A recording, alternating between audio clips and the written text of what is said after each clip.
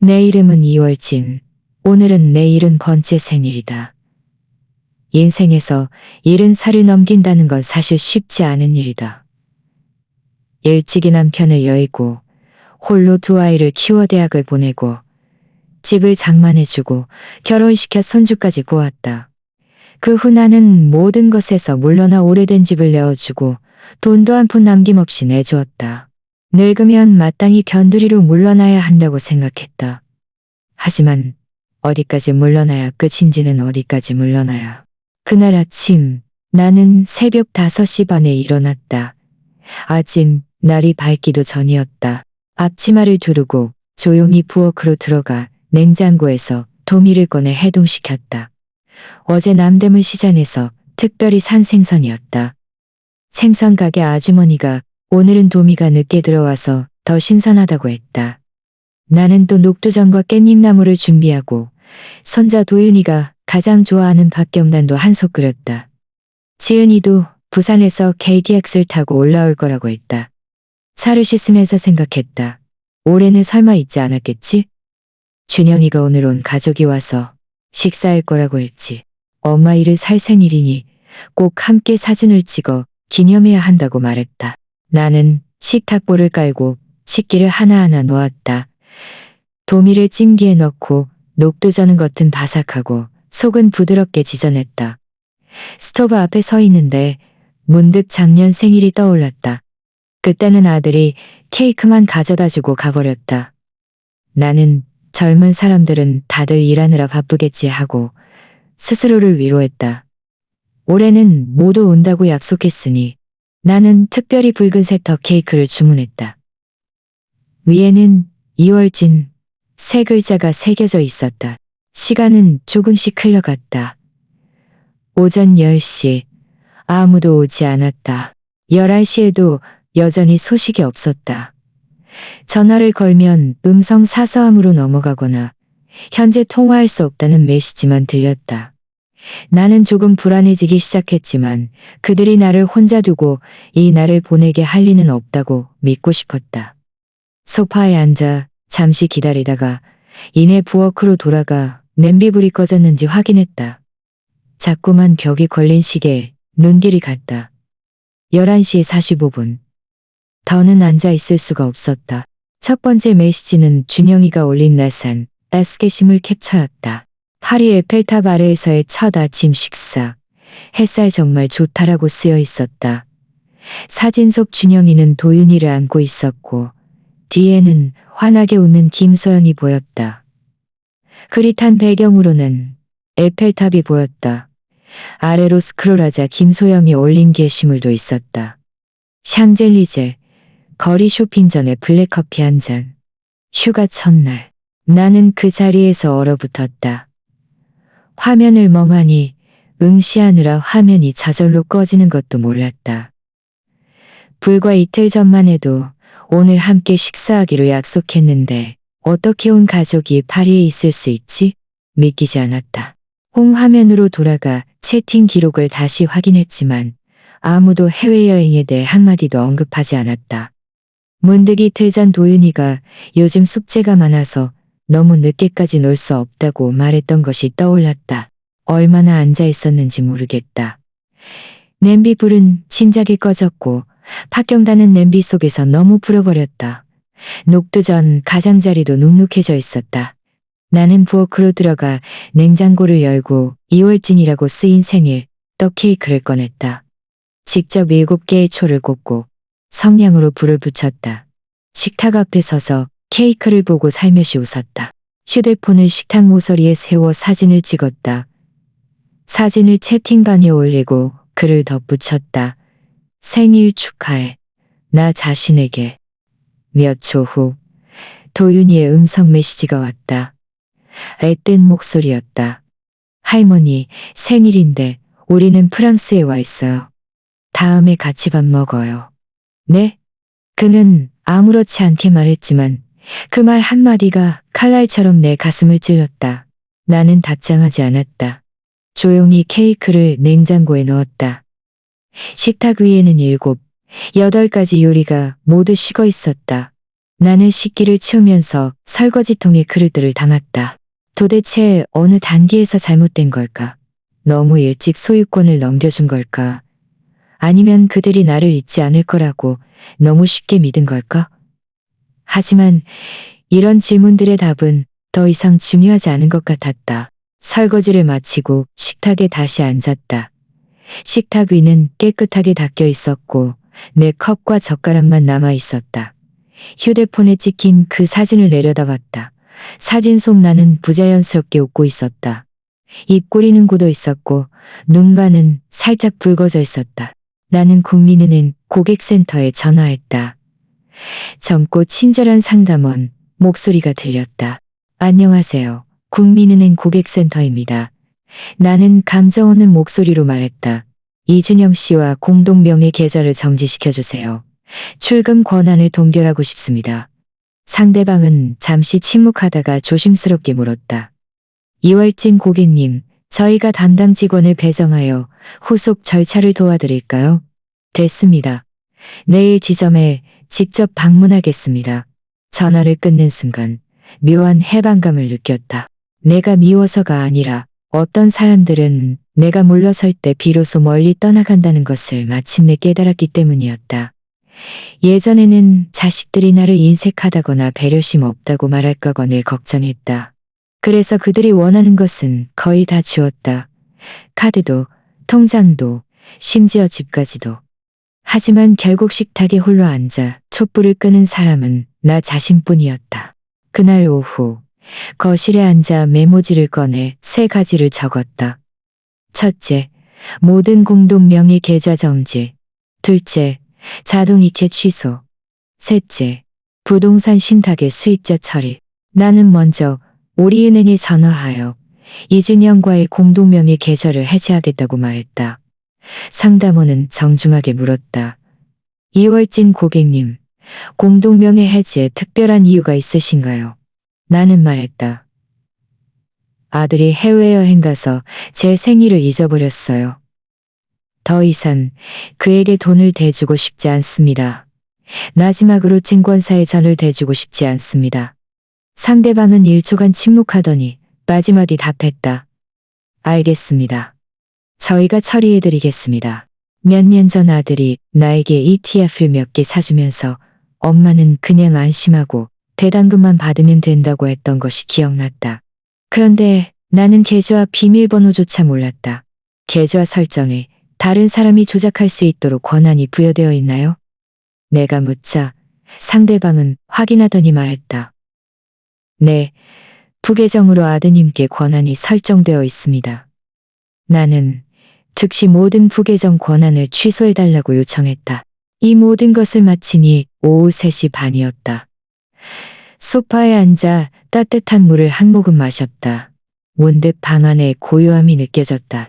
휴대폰 알림음도 부엌의 냄비 소리도 손주의 시끄러운 소리도 없었다.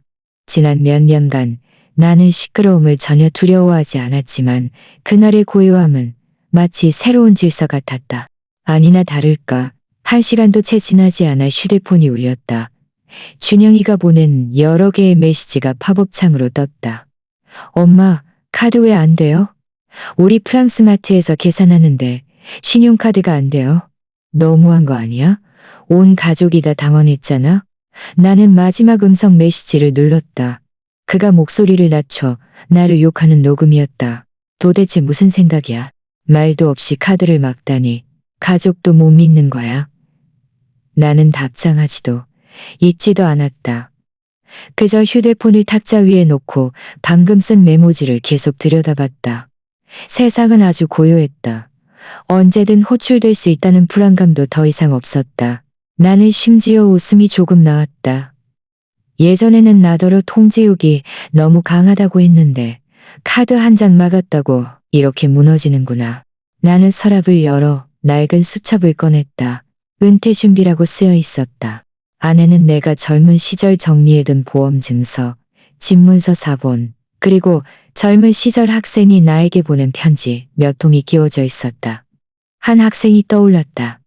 김태형, 중학교 3학년 때 그는 성적이 아주 뛰어난 편은 아니었지만 글쓰기에서는 늘 논리 정연하고 사려 깊었다.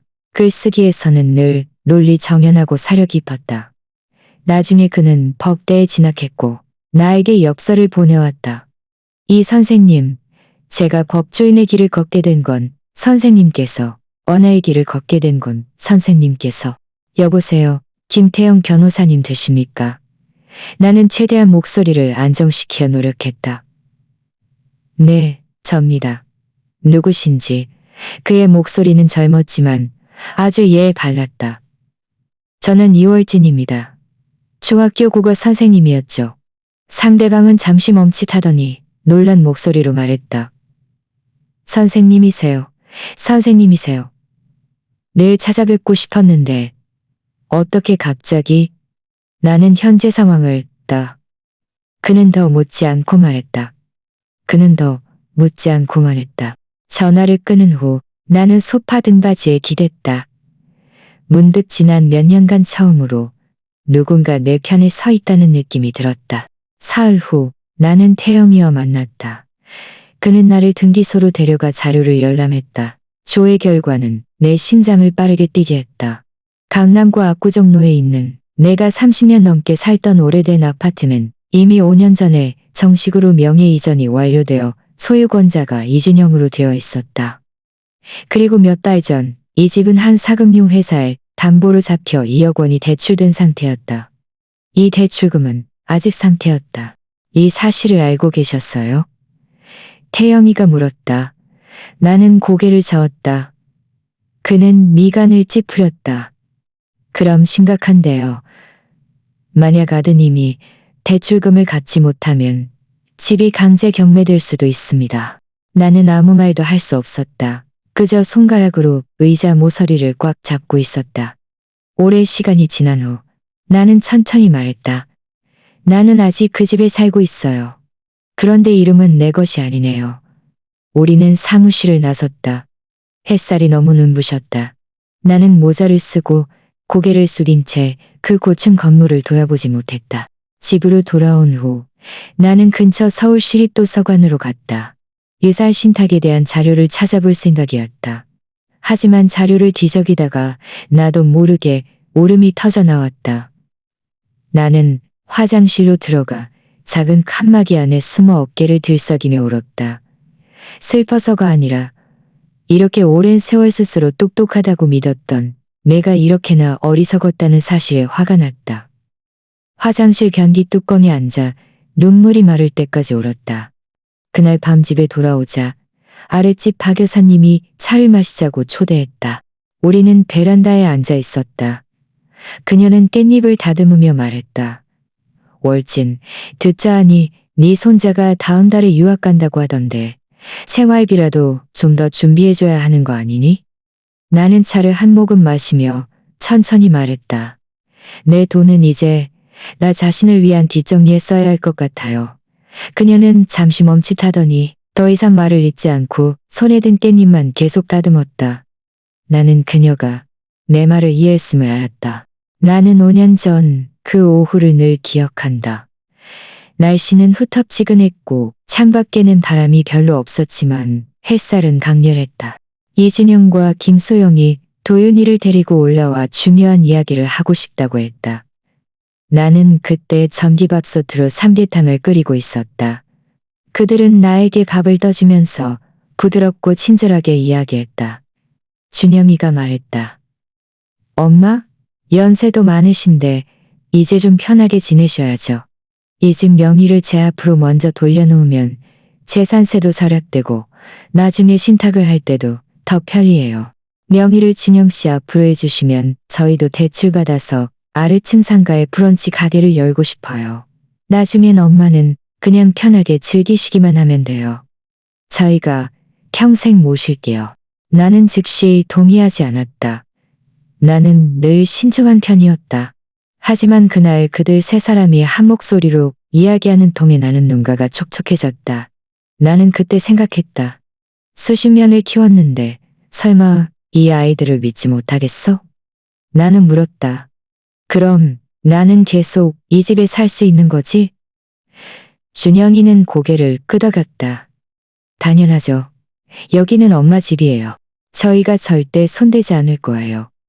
나는 그때 서류 내용을 확인하지 않고 그들이 준비한 자료대로 서면했다. 서명 후 준영이는 소고기를 사주며 축하하자고 했다. 나는 거절했다. 그들이 가고 나서 나는 식탁에 홀로 앉아 아직 따뜻한 삼계탕을 한 그릇 마셨다. 마음 한구석이 시큰했지만 동시에 위안도 받았다. 그날 나는 내가 넘겨준 것이 집문서뿐만 아니라 가족에 대한 신뢰라고 진심으로 믿었다. 나중에 그 브런치 가게는 한 번도 문을 열지 못했다. 상가는 임대가 되었지만 월세는 내 통장으로 한 번도 들어오지 않았다. 나는 묻지도 않았다. 필요한데 쓰겠지 하고 생각할 뿐이었다. 그러다 이번에 카드를 정지시키자 준영이와 소영이가 평소와 달리 차갑게 돌변했다. 그제야 나는 내가 서면했던 그 서류에 무엇이 쓰여 있었는지 되짚어보기 시작했다. 혹시 그들이 말하지 않았던 답이 이미 그 안에 숨어 있었던 것은 아닐까? 나는 김태영 변호사와 함께 등기소에 다시 갔다. 이번에는 호기심이 아니라 확인을 위해서였다. 우리는 등기자를 참고해서 당시의 명예 이전 서류 사본을 발급받았다. 직원이 파일을 넘겨 보여주었다. 이월진 고객님, 이 칸을 보십시오. 김 변호사는 서류 맨 아래에 있는 작은 글씨 한 줄을 가리켰다. 여기에 부대 조항이 있습니다. 내용은 소유권 이전 후 원 소유주는 영구 거주권을 자동으로 포기한다. 나는 한동안 말을 잇지 못했다. 그 몇 글자가 바늘처럼 내 눈에 박혔다. 분명 그때 준영이는 내가 평생 살 수 있다고 약속했는데 이 서류의 조항은 그들이 처음부터 내가 늙어 죽을 때까지 머물게 할 생각이 없었음을 분명히 말하고 있었다. 나는 그 사본을 쥐고 있었다. 손바닥이 조금 떨렸지만 눈물은 흘리지 않았다. 집으로 돌아온 후 나는 서재에 앉아 서랍을 뒤졌다. 옛 집문서를 찾고 싶었다. 짙은 녹색 봉투에 담겨 있었다는 것을 기억했다. 과연 맨 아래층에서 먼지 쌓인 봉투를 찾았다. 안에는 30년 전 남편과 내가 공동으로 서명하여 이 집을 등기했던 계약서가 들어있었다. 그리고 누렇게 바른 메모지 한 장. 나는 그 글귀를 손가락으로 살며시 썼다. 그리고 메모지 한 장. 남편이 세상을 떠나기 반년 전 남겨둔 쪽지였다. 월진. 이 집은 앞으로 담겨둔 쪽지였다. 글씨는 굳건했지만 한 획 한 획에 남편의 당시의 결심이 담겨 있었다. 눈물이 다시 솟구쳤지만 나는 참았다. 슬픔이 아니라 분노 때문이었다. 당신은 분명히 당부했는데 나는 이 집을 남에게 넘겨 담보로 잡히게 하다니. 다음 날 나는 자료를 태영이 변호사에게 가져갔다. 그는 옛 집문서, 쪽지, 그리고 현재 등기 자료를 꼼꼼히 살펴본 후 목소리가 특히 엄숙해졌다. 아주머니, 법적으로 처리하려면 먼저 이 집을 아주머니께서 자발적으로 명의에 이전하셨다는 점은 다툴 수 없습니다. 하지만 저희가 명의 신탁임을 증명할 수 있다면, 즉 아주머니께서 대출을 돕기 위해 명의만 이전했을 뿐 실질적인 사용 및 통제권은 아주머니께 있었다는 것을 증명할 수 있다면 아직 기회가 있습니다. 어떤 증명이 필요한가요? 아직 기회가 있습니다. 어떤 증명이 필요한가요? 아주머니께서 이 집에 계속 살았어요. 나는 고개를 끄덕였다. 재산세나 수도 전기요금을 납부하셨는지, 그리고 명의신탁임을 보여줄 수 있는 다른 증거가 있는지. 전기요금 계좌는 내 이름으로 되어 있고 우편함에도 내 이름이 있어요. 다만 명의신탁 계약서는 쓰지 않았어요. 그럼 우리가 간접 증거들을 정리해야 합니다. 나는 그의 사무실 의자에 앉아 이 집은 앞으로 당신이 혼자 살아라고 쓰인 쪽지를 손에 쥐고 있었다. 마음속으로 집을 되찾을 수 있을 것이라고 완전히 기대하지는 않았다. 하지만 나는 분명히 알았다. 더 이상 그들이 어머니는 늙으셨으니 이 집은 우리가 가져야 한다는 한마디에 내가 고개를 끄덕이게 하고 싶지 않았다. 집으로 돌아와 냉장고를 열었다. 문에 붙어있는 메모지를 보았다. 엄마는 ATM이 아니야. 더 이상 하녀도 아니고 그 글씨는 내가 직접 쓴 것이었고 마침내 다른 사람에게 말하는 것이 아니라 나 자신에게 말하는 것이었다. 지난 몇 년간 나는 가족이라는 단어를 위해 너무 많은 것을 양보했다고 생각했다. 하지만 솔직한 말조차 조심해야 하는 집이 과연 집이라고 할 수 있을까? 그날 오후 5시가 다 되어갈 무렵 막 베란다에 널어둔 빨래를 걷어들이는데 휴대폰 벨소리는 울리지 않고 초인종이 울렸다. 나는 잠시 멈칫했다. 요즘은 우리 집 초인종을 누르는 사람이 거의 없었다. 이웃들은 다들 메시지나 전화로 약속하거나 아니면 스티커 하나 던지는 것으로 끝이었다. 나는 빨래 건조대를 내려놓고 문을 열러 갔다. 문을 열자 이지은이 문 앞에 서 있었다. 작은 배낭을 메고 과일 봉투를 들고 있었다. 머리는 짧게 잘랐고 청바지 재킷을 입고 있었다. 얼굴은 좀 그을렸지만 전체적으로는 내가 익히 아는 그 모습이었다. 엄마, 뉴스에서 오늘 서울 기온이 내려간다고 하던데 집은 따뜻해? 나는 무엇이든 묻고 싶었지만 그 순간 한마디도 할 수 없었다. 그녀는 집 안으로 들어와 과일을 식탁에 놓고는 신발을 벗고 실내화로 갈아 신었다. 부엌으로 들어가 물을 따랐다. 마치 이 집을 한 번도 떠난 적이 없는 것처럼 나는 그녀의 뒷모습을 쳐다보았다. 마음이 시큰했다. 마치 오랫동안 억눌려 있던 무언가가 조금씩 풀리는 듯했다. 저녁 식사는 원래 내가 혼자 먹으려 했던 것이었다. 남은 음식을 다시 데우고 라면 한 그릇을 끓이고 시금치 한 접시를 볶았다. 그녀는 불평하지 않고 앉아서 함께 먹었다. 이 고추, 엄마가 직접 볶은 거야. 그녀는 턴입을 먹고 물었다. 나는 고개를 끄덕였다. 두부도 조금 넣었어. 그녀는 더 이상 말하지 않았다. 우리는 그렇게 식사를 하면서 저녁 뉴스를 들었다. 뉴스가 거의 끝날 무렵 그녀는 젓가락을 내려놓고 말했다. 엄마, 후회한 적 없어? 나는 잠시 멍해졌다. 무엇을 말하는지 몰랐다. 그녀는 나를 보았다. 눈빛은 고요했다. 어릴 때 엄마는 오빠를 제일 아끼셨잖아. 오빠가 잘못해도 나를 혼내고 신발 살 때도 오빠 사이즈부터 물어보고 내 건 늘 사는 김에 사왔잖아. 나는 그 말을 듣고 웃고 싶었지만 웃을 수 없었다. 나도 그 생각을 안 해본 것은 아니었지만 그녀가 이렇게까지 또렷이 기억하고 있을 줄은 몰랐다. 나는 말했다. 그때는 네 아빠도 안 계셨고 집안일이 너무 많아서 내가 정말 잘 돌보지 못했어. 하지만 널 사랑하지 않은 건 아니야. 그녀는 고개를 끄덕였지만 말을 잇지 않았다. 한참 후 그녀가 입을 열었다. 한참 후 그녀가 입을 열었다. 내가 이혼하던 해에 엄마가 나한테 뭐라고 말했는지 기억해? 그녀의 목소리는 작았지만 그 말이 그녀의 마음속에 오랫동안 짓눌려 있었음을 느낄 수 있었다. 나는 고개를 숙여 그릇을 설거지통에 넣고 물을 틀면서 말했다. 그때는 그렇게 말하는 게 네가 강해지기를 바라는 거라고 생각했어. 하지만 나는 강해지고 싶지 않았어. 나는 그저 누군가 내 편에 서주기를 바랐을 뿐이야. 그녀의 목소리가 더 낮아졌다.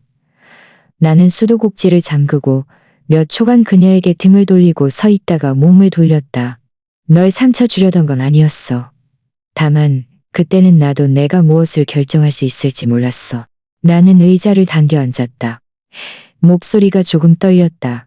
집안 경제 사정도 힘들었고 너도 그때 막 직장을 바꿨잖아. 나는 여자는 참아야 한다고 생각했어. 그때는 다른 생각도 없었어. 그녀는 아무 말 없이 나를 보았다.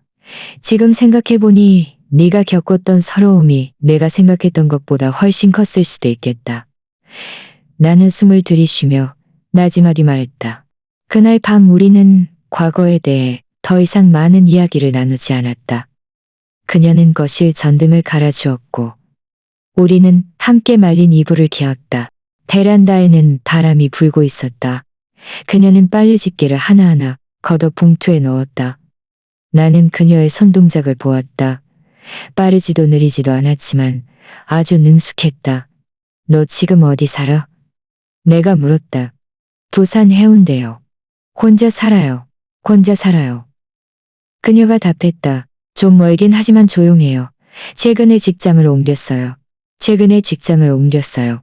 집에서 살기도 면이라 최근에 직장을 필요가 없어요. 잘 됐네. 내가 말했다. 사실 최근할 필요가 없어요. 나는 고개를 끄덕이며 더 이상 말하지 않았다. 그녀는 객실에 묵었다. 결혼하기 전 그녀의 방이었다. 그녀는 스스로 들어가 이불을 펴고 불을 껐다. 문이 조용히 닫히는 소리가 들렸고 잠금 장치 소리는 나지 않았다. 다음 날 아침 그녀는 나보다 일찍 일어났다. 내가 방에서 나오니 부엌에서는 이미 따뜻한 물이 끓고 있었고 식탁에는 시리얼 2그릇과 삶은 채소 한 접시가 놓여 있었다. 그리고 메모지 한 장. 엄마, 집은 제가 청소해 둘게요. 그리고 지난 이야기 좀 해주세요. 고마워요. 저녁 식사는 다음에 제가 남대문 시장 가서 생선 사와서 같이 먹어요. 그 메모지를 수첩에 끼워 넣었다. 이 집은 앞으로 당신이 혼자 살아라고 쓰인 옛 쪽지 옆에 문득 달이 있다는 게 이렇게 좋구나 하는 생각이 들었다. 많은 것을 설명하지 않아도 이해하고 기꺼이 앉아 내 이야기를 들어줄 준비가 되어 있는 그런 존재. 나는 부엌에 서서 냄비 속에서 보글보글 끓는 뜨거운 물을 보았다. 마음속은 봄이 막 찾아온 것처럼 따뜻했다. 그녀가 말했다. 그저 스스로가 얼마나 소중한지 잊고 있었을 뿐이야. 그날 아침 나는 짙은 남색 트렌치코트를 입고 몇 년 전 지은이가 선물해준 스카프를 매기 위해 한참을 고심했다. 특별히 화려한 무늬는 없었고 그저 단순한 회색빛 격자무늬였다. 목에 매니 너무 춥지도 않고 목에 있는 작은 노인성 반점도 가릴 수 있었다. 집을 나설 때도 아직 날이 완전히 밝지 않았다. 성북동 골목길은 조금 축축했다. 한 차례 비가 내린 뒤였다. 한 차례 비가 내린 뒤였다. 성북동 길에서 강남역 사거리까지 쭉 타고 가면 된다. 아침 7시 5분. 버스 안에는 사람이 그리 많지 않았다. 창가 자리에 앉으니 창문에는 옅은 김이 서려 있었다. 소매로 닦아내고 밖을 내다보니 거리에는 이미 푸드트럭들이 장사를 시작했고 편의점 앞에는 사람들이 커피를 급하게 마시고 있었다. 나는 앉아서 서류 봉투 하나를 꽉 쥐고 있었다. 안에는 지난 한 주간 내가 정리한 모든 것들이 들어있었다. 옛 집문서 사본, 신분증, 남편이 남겨둔 쪽지, 최근 전기요금 고지서, 그리고 김 변호사가 작성해준 소유권 분석 설명서. 나는 따지러 가는 것이 아니라 한 가지를 분명히 하고 싶었다. 과연 이 집이 내 집이라고 말할 자격이 아직도 내게 있는가? 등기소는 9시에 문을 연다. 나는 8시 55분에 도착했다. 문 앞에서 의자에 앉아 잠시 기다렸다. 바람이 조금 쌀쌀했지만 스카프를 충분히 조여 매서 춥지는 않았다. 9시 정각 나는 안으로 들어가 번호표를 뽑고 대기실에 앉았다. 마치 은퇴하던 해 처음으로 건강보험 전입신고를 하러 갔을 때처럼 마음이 두근거렸다. 분명 작은 일인데도 손바닥에 땀이 났다. 내 맞은편에는 한 할머니가 앉아 있었는데 낡은 가족관계 증명서를 계속 뒤적이고 있었다. 그분도 아마 나와 마찬가지로 오랫동안 마음에 담아둔 이야기가 있어서 이곳에 온 것이리라. 1-2-3번 고객님, 3번 창구로 가십시오. 나는 일어서서 창구로 향했다. 안에는 20대 초반으로 보이는 젊은 여성이 앉아 있었다. 안경을 쓰고 있었고 표정은 조금 피곤해 보였다. 그녀가 물었다. 이월진 고객님, 오늘은 어떤 부동산을 조회하시겠습니까? 강남구 압구정로에 있는 집이요? 나는 말했다.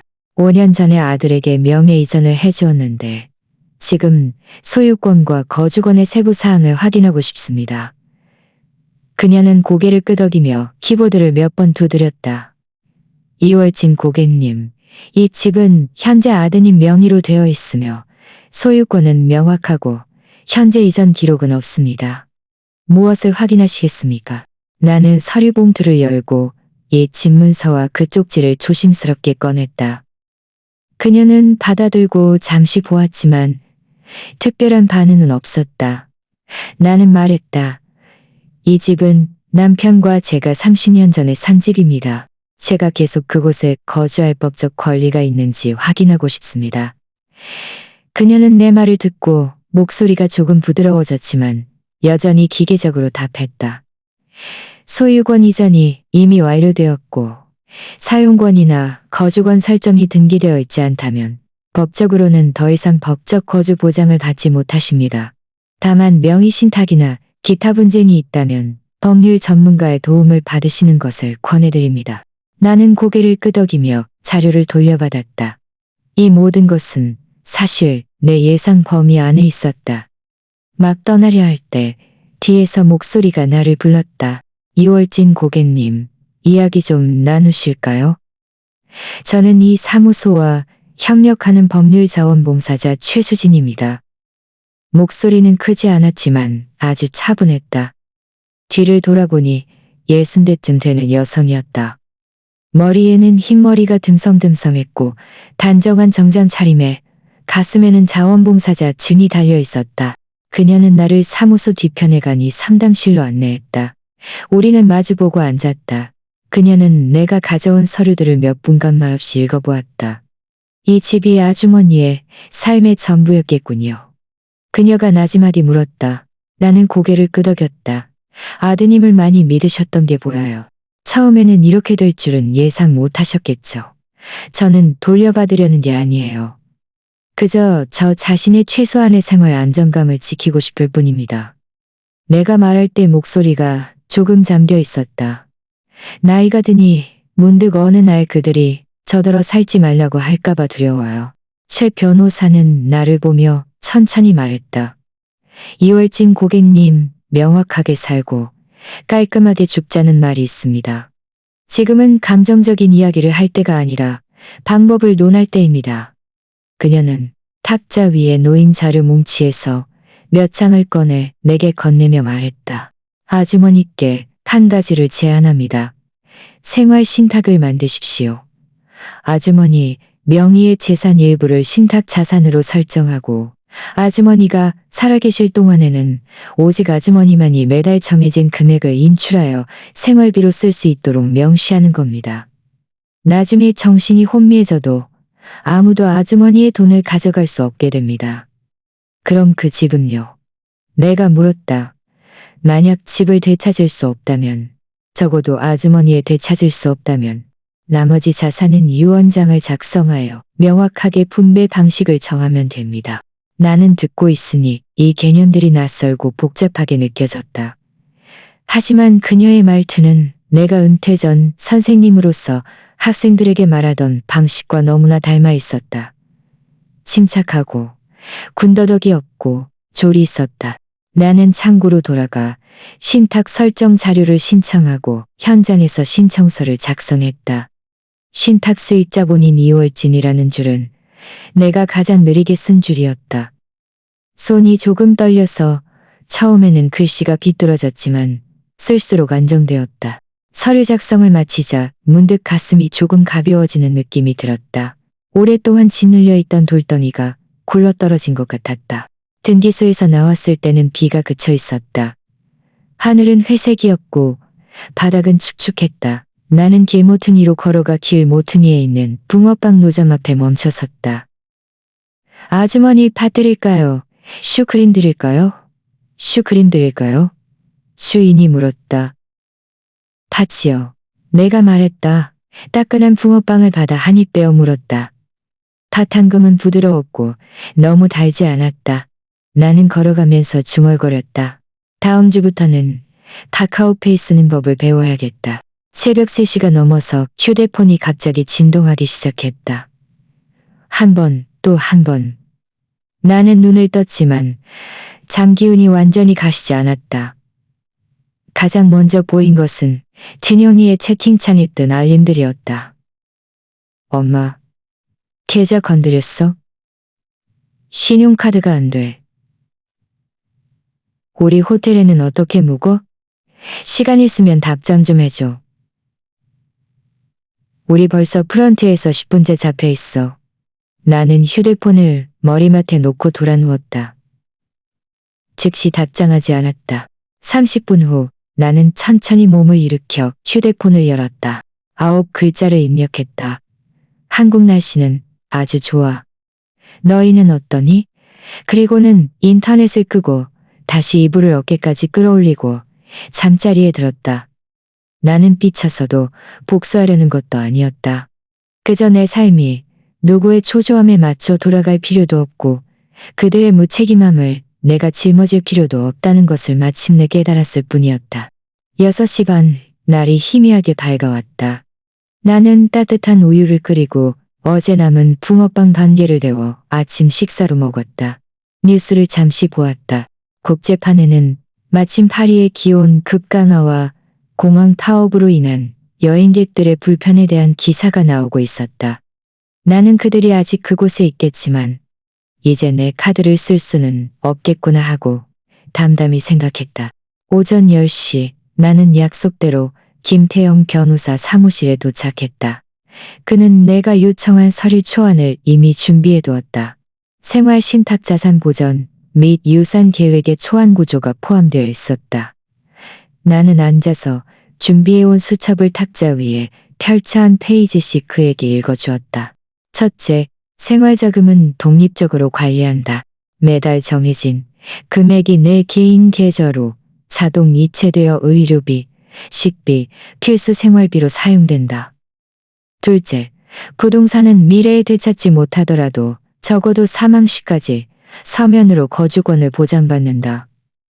셋째, 장례 비용은 신탁으로 설정하여 자식들이 임의로 처리하지 못하게 한다. 넷째, 내가 살아있는 동안에는 누구도 내 자산을 함부로 사용할 수 없다. 김 변호사는 기록하면서 나를 보았다. 그의 눈빛에는 존경심이 몇 분 더해져 있었다. 아주머니처럼 이렇게 명확한 사례는 드뭅니다. 보통 저희가 만나는 어르신들은 일이 닥쳐서야 어떻게든 구할 수 있느냐고 물어보시거든요. 다음 날은 내 건강 정기 검진일이었다. 서울대학교 병원에 미리 오전 진료를 예약했다. 양시성을 가진 의사는 내가 처음 만나는 의사였다. 40대쯤 되어 보였고 태도는 정중하면서도 전문적이었다. 검사를 마친 후 그는 데이터를 뒤적이더니 말했다. 이월진 고객님, 혈압 안정적이고 콜레스테롤 정상이며 골밀도도 아주 잘 유지되고 있습니다. 최근 들어 가장 자연스럽게 웃은 순간이었다. 의사도 웃으며 말했다. 이런 마음가짐이 건강의 절반입니다. 진료실을 나선 나는 1층 행정창고에 들러 건강보험카드 정보를 갱신했다. 긴급 연락처를 이준영에서 이지은으로 바꾸었다. 창고 직원이 나를 보며 눈을 깜빡이더니 말했다. 딸로 바꾸시는 건가요? 나는 고개를 끄덕였다. 그녀는 입술을 찌그시 물고 웃더니 정보를 변경하고 도장을 찍어주었다. 이준영 가족이 한국으로 돌아오던 날 나는 마중 나가지 않았다. 나는 며칠 전부터 그들의 항공편을 알고 있었다. 공항문 앞에라도 나가서 멀리서라도 한번 볼까 생각한 적도 있었다. 하지만 나중에 생각해보니 그럴 필요가 없었다. 아이들은 다 컸고 해외여행도 갈 정도로 능력도 있는데 설마 지하철 타고 집에 못 오겠어?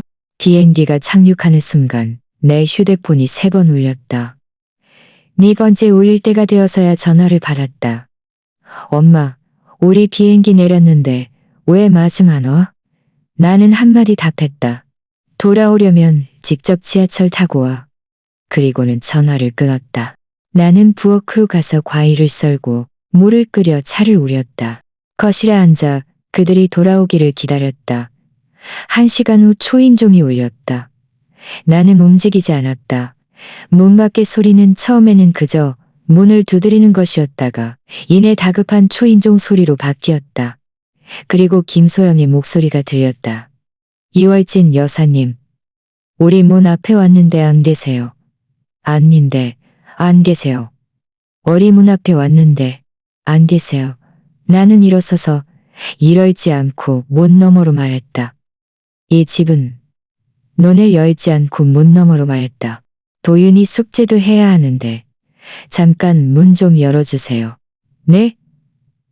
나는 답하지 않고 돌아서서 거실로 돌아가 TV 볼륨을 조금 높였다. 그들은 문 앞에서 거의 10분간 서 있다가 돌아섰다. 나는 문구멍으로 그들이 짐을 끌고 고개를 숙인 채 통화하는 모습을 보았다.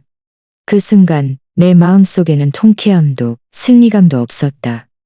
그저 마침내 제자리를 찾았다는 느낌뿐이었다. 밤 8시 반, 초인종이 다시 울렸다. 이번에는 내가 문을 열었다. 문 밖에는 이준영 혼자 서 있었다. 얼굴은 창백했고 수염은 깔끔하게 깎지 않아 푸석했다. 출국 전보다 몇 살은 더 늙어 보였다. 그는 문에 들어서자마자 무릎을 꿇었다. 엄마, 제가 잘못했습니다. 엄마가 시키는 대로 다 할게요. 어떻게 해야 할지 말씀해 주세요. 나는 서둘러 답하지 않고 오히려 천천히 탁자 옆으로 걸어가 서랍에서 이미 준비해둔 서류 봉투를 꺼냈다. 이건 합의서야. 먼저 가져가서 보고 이해하면 서명해. 그는 멍하니 나를 보더니 서류 봉투를 받아들고 고개를 숙여 첫 페이지를 봉투를 받아들고 첫째 조항 이준영은 강남구 압구정로 주택에 대한 모든 주장을 자발적으로 포기한다. 둘째 조항 이월진의 신탁 재산, 의료 결정, 재산 배분에 관한 모든 자율적인 행동을 방해해서는 안 된다. 셋째 조항 미래의 손자 상속, 경제적 어려움 등의 명목으로 추가 자산 분배를 요구해서는 안 된다. 그는 이 조항들을 보며 눈가가 조금 붉어졌다. 고개를 숙인 채 한참을 침묵하다가 마침내 고개를 끄덕였다. 서명하겠습니다. 그가 펜을 들어 이름을 쓰려 할 때 김소연이 갑자기 뒷문으로 들어왔다. 잠깐만요. 그녀가 말했다. 엄마의 결정을 존중하지 않는 건 아니지만 도윤이한테도 좀 남겨줘야 하는 거 아니에요? 그녀는 이 말을 할 때 말투가 아주 완곡했고 내가 엄마를 위하는 거야 라는 태도를 취하고 있었다. 도윤이 이제 초등학교 2학년인데 나중에 아무것도 없이 살기를 바라지는 않으실 거 아니에요. 나는 돌아서서 그녀를 보며 말했다.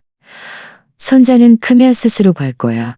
네가 너무 일찍 걱정할 필요 없어. 그녀는 멍해졌다. 내가 이렇게나 침착한 목소리로 그렇게 단호한 말을 할 줄은 몰랐던 모양이었다. 게다가 나는 말을 이었다. 네가 모든 걸 남겨준다고 해서 그 애가 나중에 나를 기억할 거라고 생각해? 나는 탁자 옆으로 돌아가 이준영을 보았다. 서명하려면 확실히 서명해. 서명하지 않으면 나는 다시는 말하지 않을 거야. 그는 펜을 들고 페이지 끝마다 서명했다. 동작은 느렸지만 멈추지 않았다. 그날 나는 성북동 시장에 채소를 사러 갔다. 나물 가게 앞에 막바를 들여놓았는데 두 아주머니가 채소를 고르면서 나지막이 속삭이는 소리가 들렸다. 압구정로 그 이 선생님 말이야. 집을 되찾았다고 하던데 진짜야 가짜야? 그 아들 의사 아니었어? 듣자 하니 신탁이랑 유언장으로 재산 다 회수했대. 제일 대단한 건 며느리도 막았다고 하더라고. 나는 웃으며 지나갔다. 못 들은 척 부추 2단을 골랐다. 채소 파는 과가줌마는 나를 알아보고는 더 의미심장하게 웃었다. 이 선생님, 요즘 안색이 좋으시네요. 다들 선생님이 성공했다고 말하는 게 괜한 말이 아니네요. 나는 살며시 웃으며 말했다. 그냥 제가 해야 할 일을 조금 했을 뿐이에요. 하지만 그들의 수군거림은 멈추지 않고 오히려 더 빠르게 퍼져나갔다. 며칠 지나지 않아 나는 한 익명 커뮤니티 채팅방에 초대되었다. 채팅방 이름은 엄마들의 자율권이었다. 나를 초대한 사람은 아랫집 정 여사님이었다. 그녀는 우리 엄마들이 늘 바보처럼 가만히 있을 수는 없다고 말했다. 선생님의 신탁 방식, 우리 모두 배우고 싶어요. 채팅방은 이틀도 안 되어 100명 이상으로 불어났다. 안에는 60세 이상 여성들 뿐이었다. 대부분 독거노인이거나 배우자를 잃었거나 자식들에게 외면 당한 엄마들이었다. 어떤 사람은 신탁 양식을 올리고 어떤 사람은 공증 정식을 올리고 어떤 사람은 공증 적양식을 올리고 이 사람들은 약한 사람들이 아니었다. 단지 지난날 사람들이 그들에게 너희는 강해질 수 있다고 말해주지 않았을 뿐이었다. 약 일주일 후 경로대학에서 전화가 왔다. 상대방은 교학부장이었는데 40대 초반의 여성으로 목소리가 시원시원하고 단정했다. 이월진 선생님, 안녕하세요. 저희가 지역사회에서 선생님의 이야기를 듣고 많은 학원생들이 선생님을 언급했습니다. 저희가 은비자율권 강좌를 기획 중인데 선생님께서 강연을 해주시면 정말 감사하겠습니다. 이미 은퇴했고 사람들 앞에 서는 것이 익숙하지 않다고 말하려 했다. 하지만 그녀가 이어서 말했다. 저희는 어르신들이 노년에 수동적으로 결과를 기다리는 것이 아니라 능동적으로 삶을 계획할 수 있다는 것을 알려드리고 싶습니다. 이 말이 나를 움직였다. 그래서 나는 고개를 끄덕이며 수락했다. 강연 당일 나는 짙은 회색 정장을 입고 머리를 단정하게 빗어 넘겼다. 결혼하던 해 남편이 선물해준 진주 귀걸이를 착용했다. 강연장에 들어서자 깜짝 놀랐다. 강당 전체에 거의 200명 가까운 사람들이 앉아 있었다. 거의 대부분 흰머리의 여성들이었고 휠체어를 타거나 지팡이를 짚은 노인들도 몇몇 있었다. 내가 단상에 오르자 그들은 박수를 쳤고 나는 하마터면 넘어질 뻔했다. 나는 마이크를 쥐고 단상 아래의 그 수많은 눈들을 바라보며 천천히 입을 열었다. 오늘 제가 온 것은 인생이 얼마나 힘들은 이야기하려는 것이 아닙니다. 우리가 어떻게 명확하게 살아야 하는지를 이야기하고 싶습니다.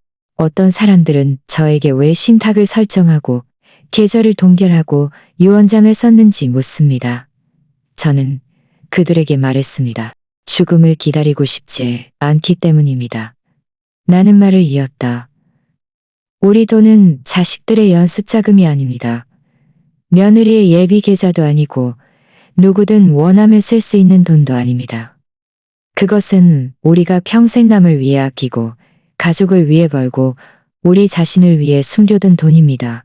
만약 마지막까지 이 돈을 쓸 권리마저 빼앗긴다면 우리는 평생 헛산 것이나 다름없습니다. 단상에서 내려올 때가 되어서야 나는 지은이가 뒤편에 서 있는 것을 발견했다. 그녀는 물병 하나를 들고 있었다. 엄마, 방금 단상에 서 있는 모습이 옛날에 강단에 서 계실 때랑 똑같았어. 그녀가 웃으며 말했다. 근데 좀 대통령 같기도 했어. 나는 웃으며 물병을 받아 한 모금 마셨다.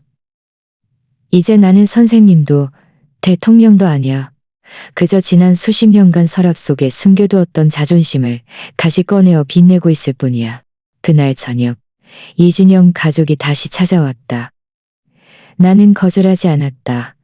그들은 문에 들어서면서 신발을 벗으며 아무렇지 않은 척하려 했었다. 손자 도윤이는 제일 먼저 부엌으로 달려와 할머니 배고파요 하고 외쳤다. 나는 고개를 끄덕이며 식탁에 있어 라고 답했다. 저녁 식사는 간단했다. 3가지 반찬에 국 하나, 청경채, 두부피 버섯볶음, 생선찜, 그리고 오이 돼지갈비탕 한 솥. 예전 같으면 늘 반찬을 더해야 할지, 밥은 충분한지, 녹두전을 다시 데워야 할지 물었을 것이다. 하지만 그날 나는 한마디만 했다. 배부르면 됐어. 우리는 작은 원탁이 둘러앉았다. 분위기는 너무 시끄럽게 굴지 않았다. 분위기는 어색했다. 젓가락이 그릇에 부딪히는 소리가 고요함섰다. 분위기는 소리가 고요함 속에서 유난히 또렷하게 들렸다. 가끔 도윤이가 작은 목소리로 할머니 아직 화나셨을까? 하고 묻는 소리가 들렸다. 나는 답하지 않았다. 식사 후 나는 식기를 정리했다. 김소영이 자원해서 돕겠다고 했지만 나는 손짓으로 막았다. 부엌은 네가 익숙하지 않으니 애쓰지 마. 그녀는 몇 초간 내 뒤에 서 있다가 돌아서서 소파로 돌아가 앉았다. 내가 설거지를 마치고 막 앉으려 할 때 그녀가 갑자기 입을 열었다. 엄마, 저희가 정말 잘못했어요. 사람이 어떻게 잘못을 안 할 수 있어요. 가족인데 결국은 한 가족이잖아요. 가족은 존중하는 거지 구호처럼 외치는 게 아니야. 그녀는 잠시 멈칫하더니 더 이상 말을 잇지 않았다. 나는 과일 한 접시를 탁자에 내놓고 아무 말도 하지 않았다. 길은 접시에 까서 놓았고 자두는 반으로 잘라 씨를 제거했다. 도윤이가 한 조각을 집어 먹으면서 접어둔 그림 카드를 조심스럽게 내 손에 쥐어주었다. 이거 제가 그린 거예요. 선생님이 제일 좋아하는 사람을 그리라고 하셨어요. 할머니는 제가 가장 좋아하는 선생님이에요. 내 눈가가 조금 뜨거워졌지만 아무 말도 하지 않았다. 그저 카드를 탁자 위에 살며시 놓았다. 이준영이 옆에서 입을 열려 하자 나는 손짓으로 막았다. 다 먹었으면 돌아가. 늦으면 차 잡기 힘들어. 그들은 묵묵히 일어서서 다방을 챙겼다. 문을 나서기 전 김소영이 돌아서서 다시 물었다. 엄마, 다음 주에 저희 모임이 있는데 도윤이가 여기 와서 하룻밤 자도 될까요? 나는 망설이지 않고 침착하게 답했다. 안 돼. 내일 나는 온천에 갈 거야. 그녀는 입을 열어 또 무슨 말을 하려 했지만 결국 아무 말도 하지 않고 고개를 끄덕일 뿐이었다. 문이 닫힌 후 나는 돌아서서 베란다로 갔다. 이미 시들어버린 난초 화분을 쓰레기 봉투에 버렸다. 다음 며칠 동안 나는 늘 하고 싶었지만 기회가 없었던 몇 가지 일을 했다. 페인트공을 불러 집 전체 벽을 다시 칠했다. 연회색은 따뜻한 크림색으로 바뀌었다. 부엌문 옆에 걸려있던 낡은 사진들은 한 장 한 장 한 장 떼어내 깨끗이 닦아 상자에 넣었다.